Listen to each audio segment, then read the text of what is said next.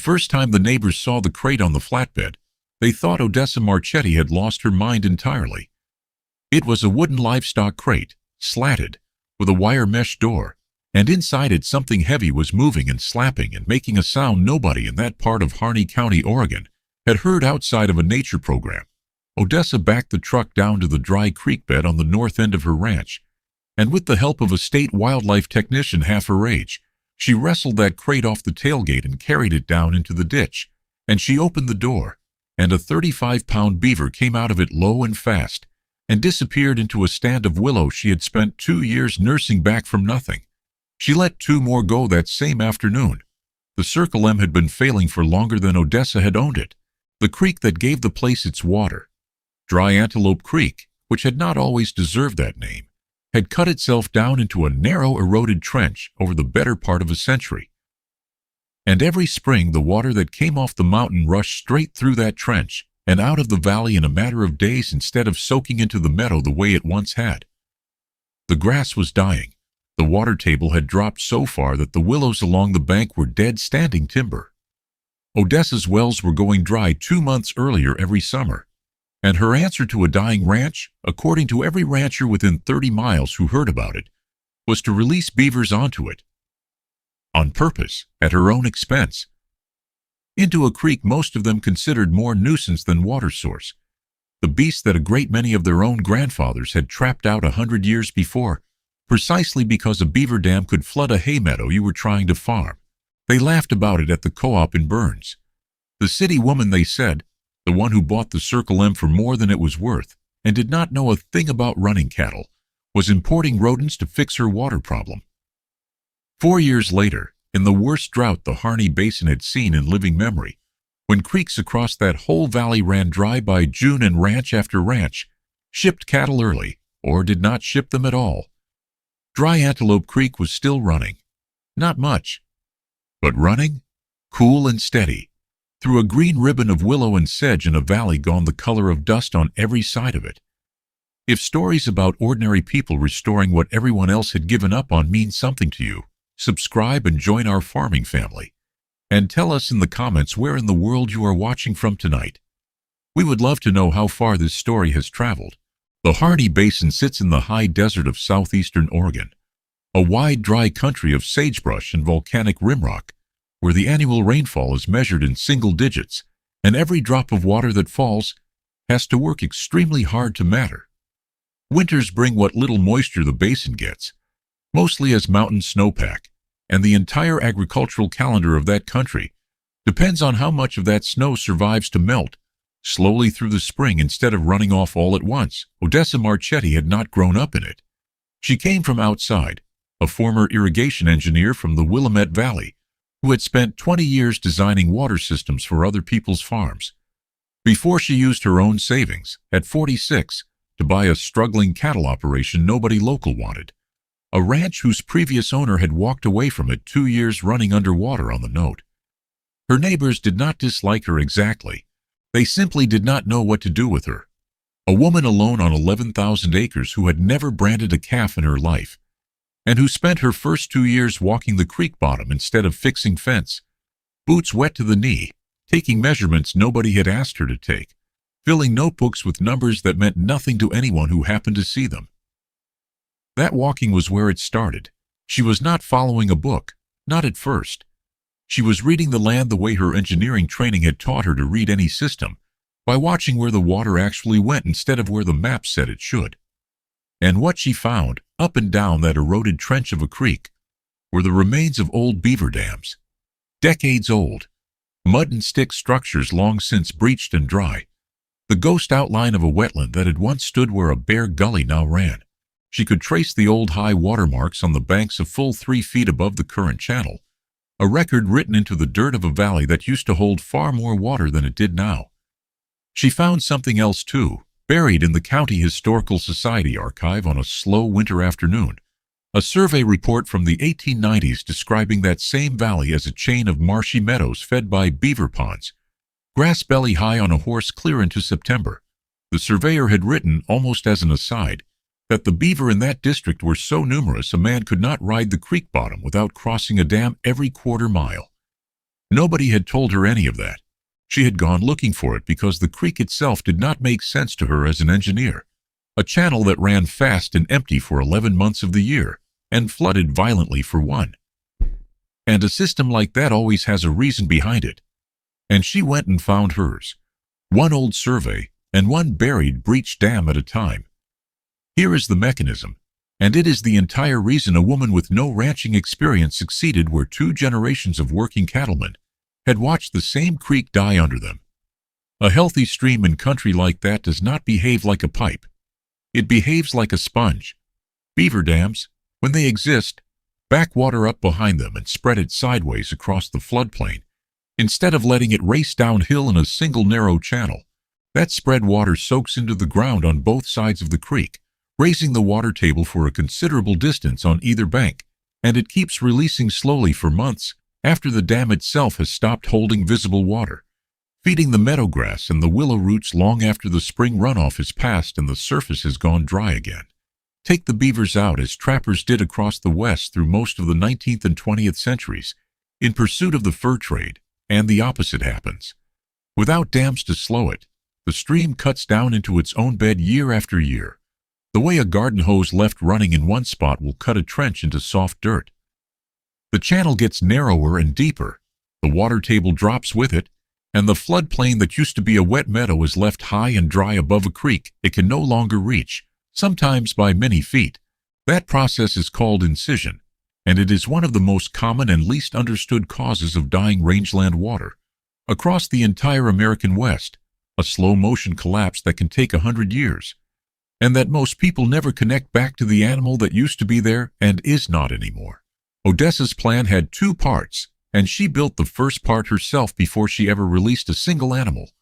Beaver will not settle a stream with nothing to eat and nowhere to build. So for 2 years she and a small crew of hired hands planted willow along the eroded banks, and they built what restoration workers call beaver dam analogs, low, permeable barriers of driven juniper posts, woven through with willow branches, built by hand across the channel to slow the water artificially and start forcing it up over the banks the way a real dam would. It was crude compared to what a beaver builds. It was meant to be temporary. It was meant to buy the willows time to grow and to prove, to the animals she intended to bring in, that this was a stream worth staying on. She got permission for the release through the State Wildlife Agency, which relocates beavers out of places where they are considered a nuisance, culverts and irrigation ditches and golf courses, animals that would otherwise be trapped and killed. It took her the better part of a year of paperwork and a great many phone calls to convince anyone that a private landowner wanted nuisance beavers on purpose. The first attempt very nearly ended the whole project before it began. The analog dams she and her crew built the first summer were undersized and poorly keyed into the banks, and when the spring runoff came the following year, it blew out 4 of the 6 structures in a single afternoon, tearing loose posts and willow whips downstream in a brown flood that looked, for one bad hour, exactly like proof that the whole idea had been foolish from the start. A neighboring rancher whose lower pasture flooded from the debris drove over that same evening and told her, in front of her own hired hands, that he had told her this would happen, and that a woman playing beaver was going to end up owing every downstream neighbor for the damage. She rebuilt that fall, deeper posts, wider spacing, more mass in the structures, learning the hard way, structure by structure, what the analog literature she had read only described in theory and never quite prepared her for in practice. The second setback was quieter and lasted longer. The first 3 beavers she released, the ones from that first flatbed, abandoned the site within a season. 2 moved downstream onto a neighbor's land uninvited and were promptly trapped and removed. 1 simply vanished, taken by a mountain lion or a car, or the long empty distance of that country nobody ever knew. A full year of permitting and expense had produced, as far as anyone could see from the county road, exactly nothing. The state wildlife biologist who had approved the release, a careful, overworked man named Truett Voss, told her plainly at that point that he could not in good conscience keep signing off on further releases until she had habitat that would actually hold an animal, and that in his professional opinion the willow was not yet established enough to support a colony, and that he had other priorities and could not keep dedicating agency time to a single ranch's experiment. He did not tell her to stop. He simply stopped helping, and for the better part of 2 years, Odessa Marchetti worked that creek essentially alone, planting willow, tending her hand-built dams, watching the water table inch upward a few inches at a time, with no guarantee any of it would ever matter. By the 4th summer, the willow along nearly a mile of dry Antelope Creek had grown tall enough and thick enough that when Truett Voss finally came back out, at Odessa's persistent asking, he stood on the bank and admitted the habitat had genuinely changed. He approved one more release, 4 animals this time, into water that had been slowed and spread and shaded for 4 straight years. By hand-built structures and a stubborn woman who would not let the project die quietly the way the state biologist had expected it to. Those 4 stayed. Within 18 months, they had built 2 dams of their own, real ones, sturdier and better placed than anything the crew had built by hand. And the following spring, a young pair split off and built a 3rd dam further upstream, doing on their own, faster and more precisely, exactly the work Odessa had spent 4 years trying to imitate with juniper posts and hired labor. The drought that tested it came 2 years after that. It built slowly across 3 dry winters, the kind of drought the whole basin had seen before, but rarely this severe, snow packed down to a fraction of normal, spring runoff barely worth the name. By the 4th June, creeks across Harney County that had run every year of living memory went dry in their upper reaches, gravel and cracked mud where clear water used to move. Cattle operations that depended on natural stock water hauled it in by truck at ruinous expense. Some outfits sold down their herds early rather than watch the animals suffer through a summer with nothing to drink. The basin, by August, looked from the air like a place the color had been drained out of. Dry Antelope Creek kept aflow the whole summer. It was a fraction of a normal year's water, thin and slow, but it never stopped, because 4 active beaver dams were still holding back what little water there was, and forcing it to soak into ground that 4 years earlier had been dropping fast in the opposite direction. The water table under that meadow had come up far enough, over those 4 patient years, that it had a reserve to draw on that the neighboring undammed stretches of the same watershed simply did not have.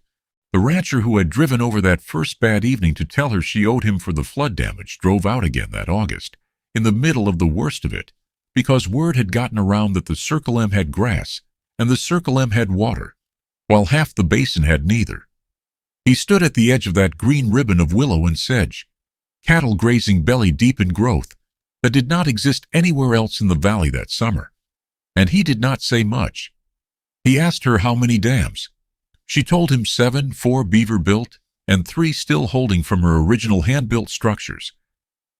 And he looked at that water for a long while, before he asked whether the state agency was still doing releases. They were, by then.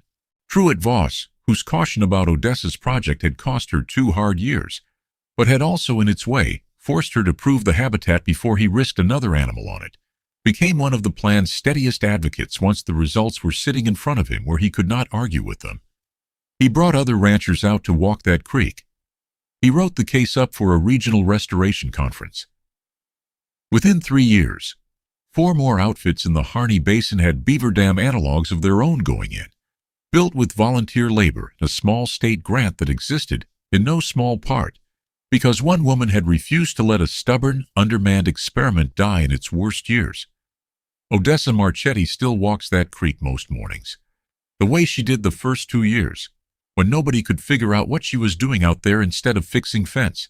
The trench is gone now, filled in by 4 years of trapped sediment behind 7 dams, replaced by a wide, shallow green meadow threaded with slow water, and standing willow taller than a man on horseback.